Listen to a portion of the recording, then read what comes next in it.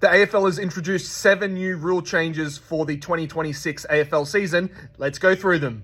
The rule changes will have an effect on the following actions in AFL: goal square starting positions, last disposal rules, centre ball up contests, aligned kick-in times, ruck nominations, shrugging in the tackle, and the stand rule. So for the goal square starting position, the 666 rule will remain, but now not one team member has to be within the square in front of the goals. This was a requirement and now has been removed. The last disposal rule, the last player to dispose of the ball, a free kick will now be awarded to the opposition when the ball crosses the line between the arcs, bringing the men's game in line with the SANFL in South Australia and the AFLW competitions. For the centre up ruck contest, rucks will now be able to cross the centre line before engaging with their opposition ruck. This is born from a desire to see the jumping rucks return to the game. A lesser known rule change: currently umpires are allowed to provide reasonable time for a kick-in, which is deemed at around 12 seconds.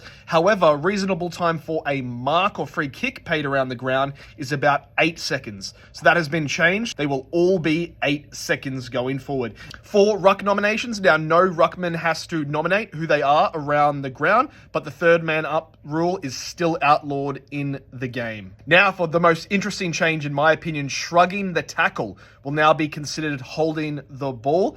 It will be similar to how a fend or an attempt to evade a tackle is deemed prior opportunity. Now shrugging the tackle will be deemed prior opportunity. This is to lessen the impact of high tackles be deemed free kicks and to reduce the likelihood that players will shrug up tackles into their head or neck region. And finally, the stand rule will continue to be enforced, but it will be under a microscope. So if they are stand or told to stand in the protected area, then it will no longer reverse to being outside 5 and will automatically be a 15-meter penalty. Let me know in the comments how you think these rule changes will impact the sport. Like, share, follow, and comment. I'm Gold Graham, your favorite future AFL commentator. Follow me for AFL TikTok every day.